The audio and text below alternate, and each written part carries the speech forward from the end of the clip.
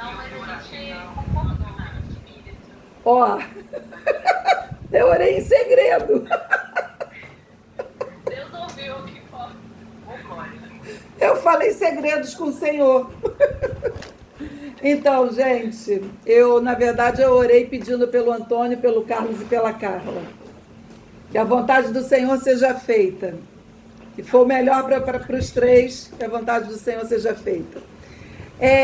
Hoje a gente vai adentrar por primeiro livro de Samuel, capítulo 15. Mas antes eu preciso falar algumas coisas. Uma delas é o seguinte.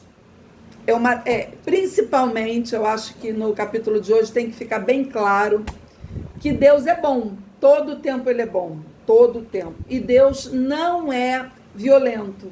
Deus não trabalha com a violência, tá? Então, assim, a gente vai ver no versículo 3, aparentemente um Deus mau e violento, mas não é o que ele é, né?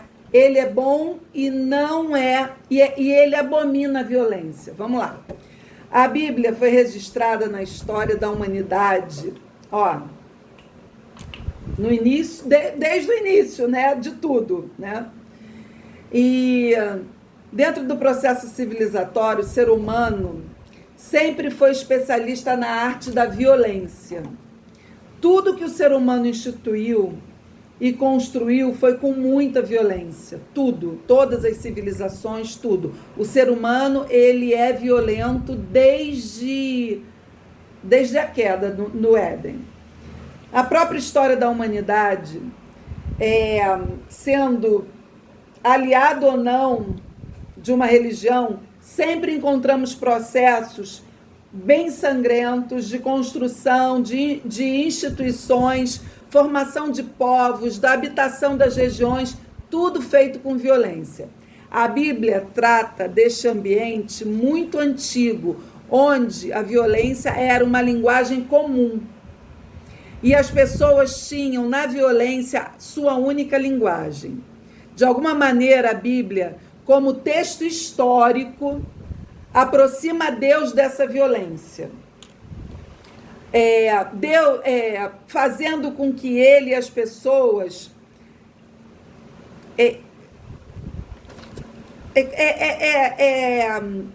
se percam nessa questão de aonde a violência começa e aonde Deus é violento, né?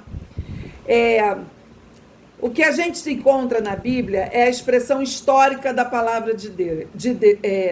O que a gente encontra aqui é a expressão histórica da palavra de Deus. Há uma união no texto sagrado da linguagem humana, do contexto histórico, da cultura civilizatória e da revelação de Deus. No Antigo Testamento, Deus é mais bravo? Não, não é. Ele não é mais bravo do que no Novo Testamento. Mas a linguagem que se comunica historicamente à vontade de Deus contém sim mais violência, por conta do processo civilizatório, até mesmo das realidades que existiam historicamente. No Antigo Testamento, a revelação divina, embora contenha linguagem de violência, é sempre uma revelação em prol do rompimento com a violência. Isso sempre, 100% das vezes. Oi! Por exemplo, em Gênesis encontramos a violência no culto, quando houve a morte do animal para cobrir a nudez do homem. Como marca de uma geração, a de Caim. Lá a violência é instituída e espalhada para a humanidade, como regra. Em crescimento, isso vai crescendo. Veio só para dar... a Carlinha está dando boa noite para todas, veio só para mandar um beijinho, que ela tem hoje um compromisso muito importante. Boa sorte, meu amor, Deus abençoe você. E assim, na palavra está escrito, Deus se enojou daquele povo de Enoque, lá da cidade que Caim fundou. Deus se enojou daquele povo, da violência daquele povo. E a palavra é essa: Deus é enojado de violência. O que prova que Deus não gostava nem concordava com a violência. Mais tarde, com as leis, desde as mais primitivas até as mais avançadas, a lei divina sempre foi revelar ao homem para ele parar com a violência. Para com a violência, sempre. Chega de violência. Essa é uma inclinação maligna que destrói a humanidade, que destrói as culturas. Haja visto o que aconteceu nessas guerras aí, que tantos monumentos culturais foram postos abaixo por causa de guerras e de bombardeios, de tudo isso, né? O culto sacrificial é uma expectativa de transferência pelo sangue derramado. A expiação dos pecados, o sangue derramado deveria levá-los ao arrependimento. Então o homem, ele sacrificava para poder haver uma expiação, para que o homem se arrependesse. Vendo aquele sangue derramado, ali o homem era muito, ainda é, né? Mas nessa época ele é muito material. Ele vendo aquele sangue derramado, toca no coração para ele parar de pecar, parar com a violência. E isso a gente vê a abominação de Deus com a violência quando ele traz o seu filho para nós, quando Jesus é colocado nas nossas vidas, vindo à terra para que nós fôssemos justos e justificados, para que a violência que existe no homem fosse transformada através do Espírito Santo. Isso é Deus em ação contra a violência. O Antigo Testamento é a Bíblia que Jesus lia. Concordam? É a Bíblia de Jesus. Jesus lia o Antigo Testamento. Encontramos um Deus, e ele nos mostrou um Deus que, olha, que era a Bíblia que ele lia. E ele nos mostrou, quando veio à Terra, um Deus de amor, um Deus de graça, um Deus do perdão, um Deus da misericórdia, um Deus da restauração. E esse foi o Deus que Jesus revelou. Eu quero falar tudo isso porque o versículo 3, ele é bem forte. E eu não quero que ninguém saia daqui no dia de hoje pensando que Deus foi um Deus violento. Ele não é um Deus de violência. Ele é um Deus que abomina a violência. Mas o povo, em muitos momentos da história, não conseguia entender de outra maneira. Por isso, ele, com a sabedoria infinita dele, ele fazia do jeito que era melhor naquele tempo. Versículo 1. Samuel disse a Saul: o Senhor Deus me mandou ungir você para ser rei de Israel, o povo dele. Agora escute isso que o Senhor Todo-Poderoso diz. Ele castigará os amalequitas, porque eles lutaram contra os israelitas quando estes vieram do Egito. Vá, ataque os amalequitas e destrua completamente tudo que eles têm. Não tenha dó nem piedade. Mate todos, os homens, as mulheres, as crianças e bebês, gado e ovelhas, camelos e jumentos. Deu para entender que Deus não é um Deus ruim, mau, tá? Mas ele é um Deus que é justo. E aqui nós temos justiça, justiça de Deus. Deus agindo contra a violência, tá? Que esses amalequitas representam. Então Saul convocou o seu exército em Telaim, fez uma contagem dos seus soldados. Havia 200.000 soldados do povo de Israel e 10.000 de Judá. Aí Saul e todos os seus soldados foram para a cidade de Amaleque e ficaram esperando escondidos no leito seco de um rio. Saul previu que os queneus Saul preveniu os queneus: saiam do meio dos amalequitas para que eu não os mate junto com eles, pois vocês foram bondosos com os israelitas quando eles vieram do Egito. Então os queneus saíram. E Saul derrotou os amalequitas desde Avilá até Sur, a leste do Egito. prendeu. Lembra o que Deus mandou? Olha a insubordinação de Saul. Prendeu Agag, o rei dos amalequitas, porém matou todo o povo. Saul e seus soldados não mataram Agag. Também não mataram as melhores ovelhas, os melhores touros, bezerros e carneiros, e tudo mais que era bom. Mas destruíram tudo que era imprestável e sem valor. O Senhor Deus falou a Samuel: eu estou arrependido de ter feito Saul rei, pois ele me abandonou e desobedeceu às minhas ordens. Samuel ficou triste com isso e a noite inteira orou em voz bem alta a Deus, o Senhor, em favor de Saul. Eu já falei anteriormente que nós, em outro contexto cultural, que nós estamos lidando com outro contexto cultural que não é o nosso, né? É um contexto lá do Antigo Testamento. Deus não está acabando com uma raça por xenofobia, ou por limpeza étnica, ou por ser uma raça inferior à outra. Não é nada disso, nada disso. É uma raça pecadora. Está havendo juízo por conta de pecado. O texto é bem claro que Deus resolve acabar com aquela nação por causa do pecado.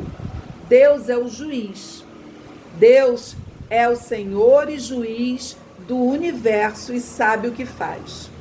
Deus é justo juiz e não pode habitar onde há pecado. Nós hoje não somos consumidos e exterminados porque Jesus nos redimiu, levando consigo os nossos pecados. Porque senão, gente, a gente estaria numa situação muito difícil, sabe? Se Jesus não tivesse vindo e completado o plano de salvação. Deus não muda. Aqui está escrito: estou arrependido de ter feito Saul rei. Deus não muda de ideia.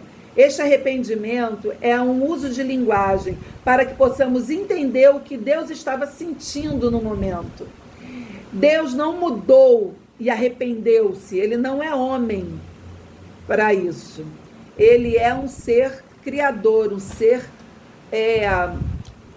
máximo do universo. Ele não se arrepende, ele não muda de ideia como homem.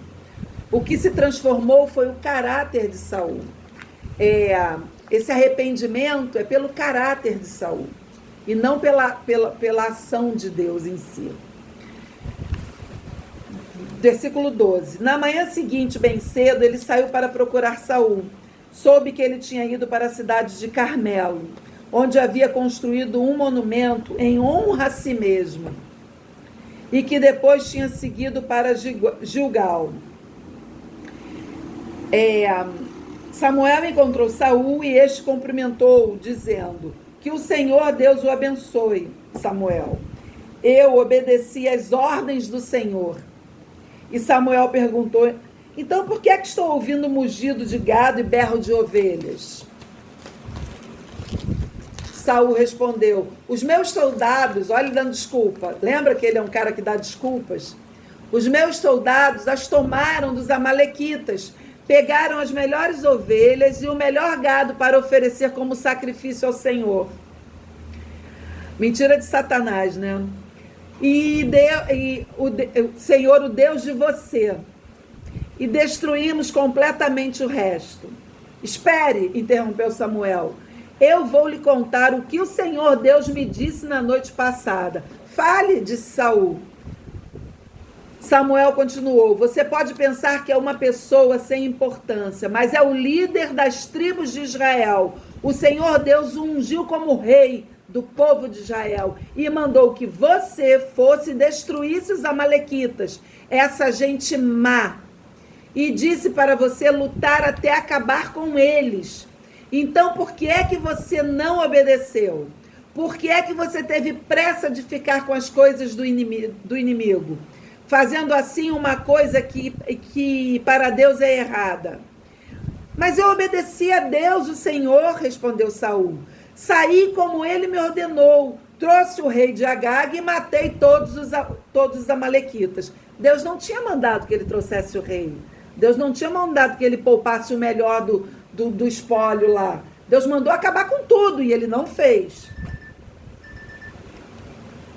Porém, os meus soldados não mataram o melhor gado e as melhores ovelhas que estavam condenados à destruição. Em vez disso, eles os trouxeram aqui para Gilgal, a fim de os oferecer como sacrifício ao Senhor, o Deus de você. Sempre o Deus dele, né? Nunca o meu Deus, né? E Samuel respondeu: o que é que o Senhor Deus prefere? Obediência ou oferta de sacrifícios? A mais completa falta de intimidade e de sabedoria com o Senhor. É melhor obedecer a Deus do que oferecer-lhe em sacrifício as melhores ovelhas. Que isso sirva para nós também. A revolta contra o Senhor é tão grave como a feitiçaria, e o orgulho é pecado como é pecado a idolatria. O Senhor o rejeitou como rei porque você rejeitou as ordens dele. Mas agora, Samuel, eu peço que me perdoe o meu pecado e volte comigo para que eu possa adorar o Senhor. Remorso, não arrependimento. Aqui os sérios problemas do coração de Saul ficam evidentes. Saul não estava preocupado em amar a Deus e fazer o que agradasse a Deus. Saul estava preocupado com a sua boa fama, com a sua imagem. Tanto que mais tarde ele vai levantar um monumento para a sua glória. Saul é um cara que ele não se transforma, ele não se arrepende, ele tem remorso, né? E ele dá desculpa, ele põe a culpa no outro, ele diz que tinha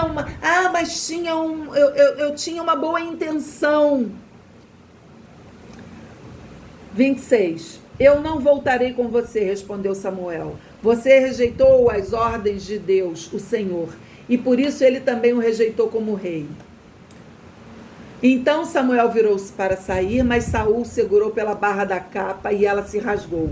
E Samuel disse: hoje Deus rasgou das suas mãos o reino de Israel e o deu a alguém que é melhor do que você. O glorioso Deus de Israel não mente nem muda de ideia. Ele não é um ser humano e por isso não se arrepende. Eu pequei, repetiu Saul, mas pelo menos me respeite na frente dos líderes e de todo o povo de Israel. Volte comigo para que eu possa adorar ao Senhor, seu Deus. Então Samuel voltou com ele e Saul adorou a Deus, o Senhor. E Samuel ordenou: traga aqui o rei de Agag. Tremendo de medo, Agag foi até o lugar onde Saul estava e disse: como é amargo morrer. Samuel disse: assim como a sua espada fez muitas mães ficarem sem filhos, agora também a sua mãe vai ficar sem o seu filho. E em seguida cortou Agag em pedaços em Gilgal, em frente do altar. Aí Samuel foi para Ramá e Saul voltou para casa em Gibeá. E nunca mais Samuel tornou a ver Saul, mas ficou com muita pena dele. E o Senhor Deus se arrependeu de ter colocado Saul como rei de Israel.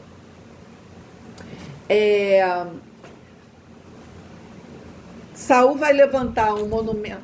Eu li tudo, gente.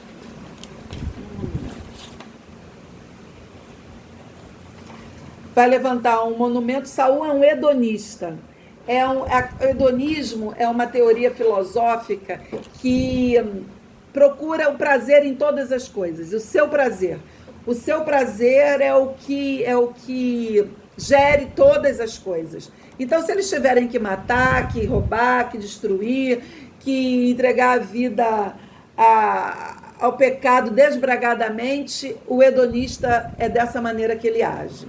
E Saul é um hedonista. Saul é um cara que ele se preocupa consigo e não propriamente com o que Deus quer dele, né? Ele levanta um monumento, né, para que ele fosse adorado, como era na época, era comum isso. Os reis faziam isso para que o nome deles ficasse na história, para que eles fossem realmente um marco daquele reinado. Só que ele era um rei de Deus. Não era ele que tinha que ser adorado, e sim o Senhor através das boas obras dele, né? Ele começa a gostar do poder, e aí o coração fica corrompido pelo orgulho. Não se preocupou em ter intimidade com Deus, mas gostava do projeto de Deus, dele ser rei, né? É lastimável. Da mesma maneira que Saul, nós também levantamos monumentos em nossa honra. A gente, muitas vezes, faz do Instagram, do Facebook, do sei lá o quê, das redes sociais, uma vida que a gente não tem. Ou então expõe a vida que a gente tem, para que a gente seja seguido, para que a gente forme opiniões, para que a gente seja invejado, admirado, adorado. E a gente esquece quem é que a gente representa. A gente levanta monumentos para nós mesmos e a gente tem que ter um cuidado muito grande com isso, com essa busca desesperada por aceitação, por likes e por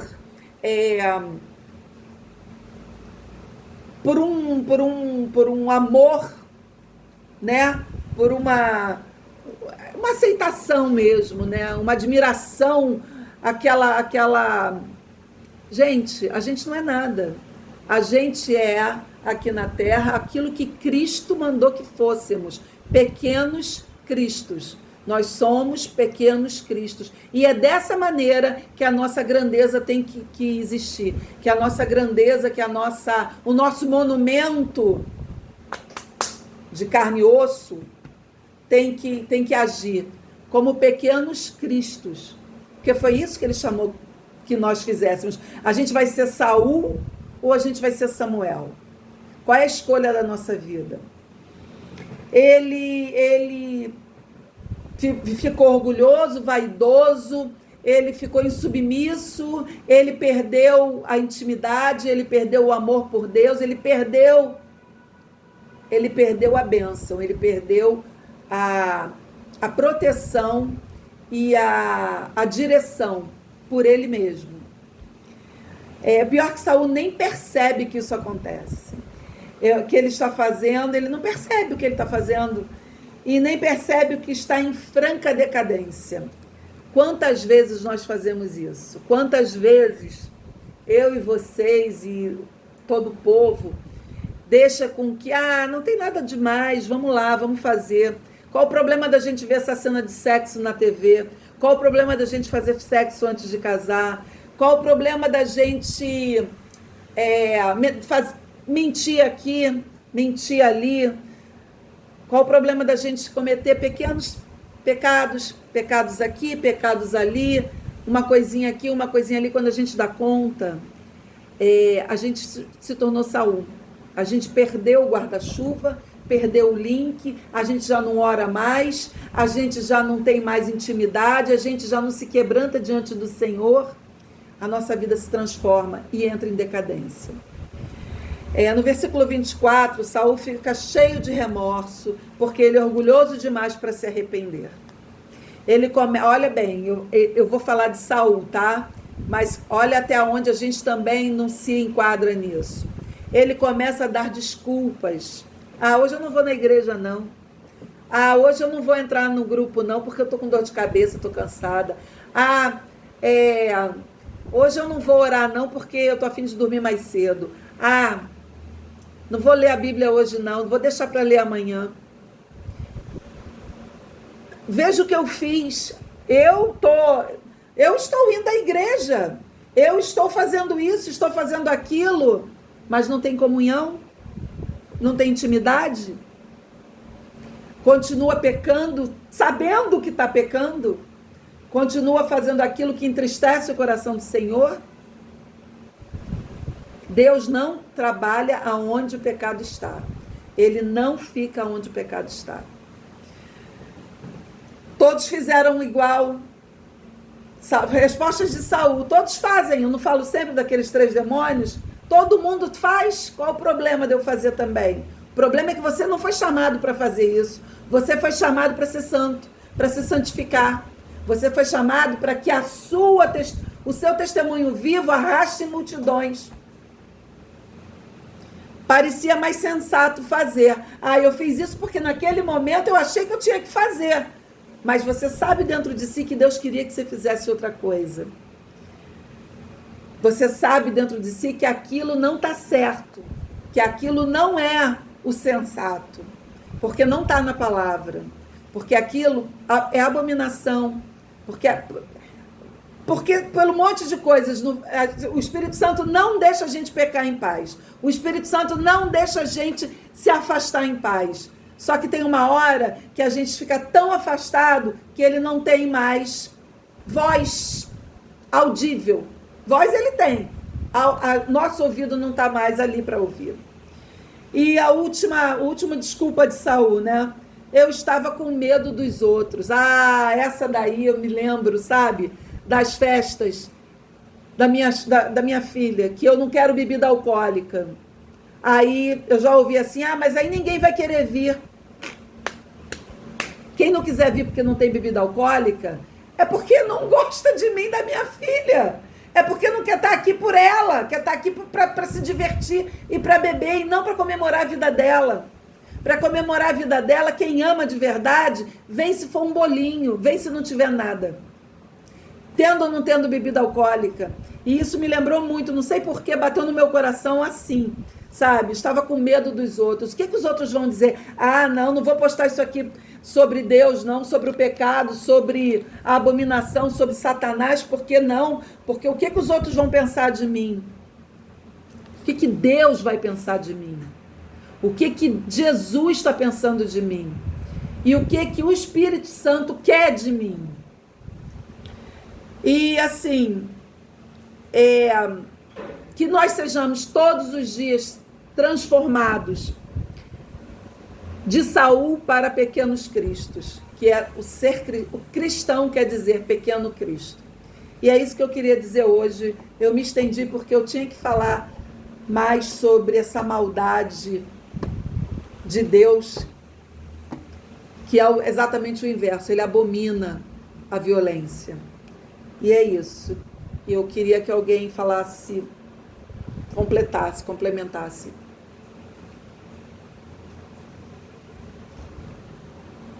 Manu, Juju, Aninha. Nada para complementar. Saudade de você. Também. Sem complementos, Manu. De laboratório, aparentemente, né? Então tá numa vida frenética. Batida violenta, né? Então, tá voltando pro eixo, não tá exatamente. Glória a Deus. E é isso, gente. É assim, todos os dias quando a gente acordar, a gente pensa assim, a gente quer ser Saul ou Davi? Davi também errou. Mas a diferença de Davi para Saul é que Davi se arrependeu e Saul só teve remorso. Isso é uma diferença. Gente, é a diferença. É o céu e o inferno. Ele se arrepende e ele se transforma. Lembra da borboleta? A lagarta nunca mais vai ser borboleta. Mas se ele só mudar, eu posso sair do Rio, morar em Friburgo e me mudar de volta para o Rio. Está repreendido isso. Vou ficar em Friburgo. Mas, volto a dizer, a lagarta não volta a ser borboleta. E a diferença de Saul para Davi é essa. E é que sejamos todos Davi. Mulheres segundo o coração de Deus. Ninguém mais vai complementar, então vou encerrar. E agora a gente volta segunda, né, Manu?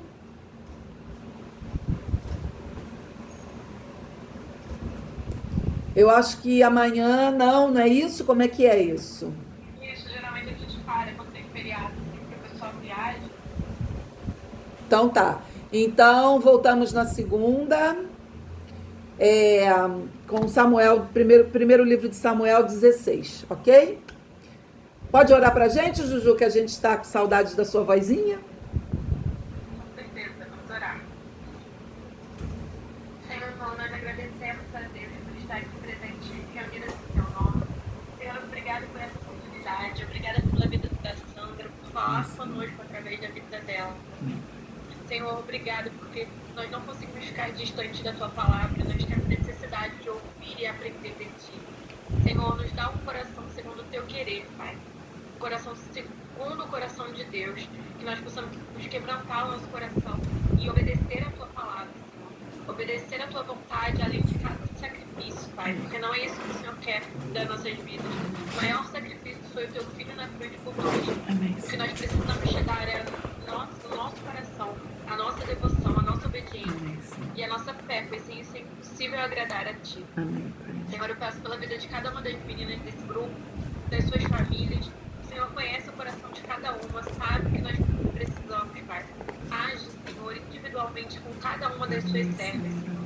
Que toda honra, toda glória seja dada ao teu nome. É o que te pedimos e agradecemos. Em nome de Jesus. Amém. Amém. Meninas, olha, isso aqui é que importa. Ele não está mais na cruz. Amanhã vai ser um memorial disso aqui. Mas no nosso coração a gente lembra sempre que aqui está vazio e ele agora está aqui. Ó, está aqui. Glória a Deus por isso. Feliz Páscoa. Feliz Sexta-feira Santa. Que Deus abençoe muito vocês e a família de vocês. Uma Páscoa muito feliz. Com ele renascendo nos nossos corações. Amém. Feliz Páscoa. Beijo. Beijo.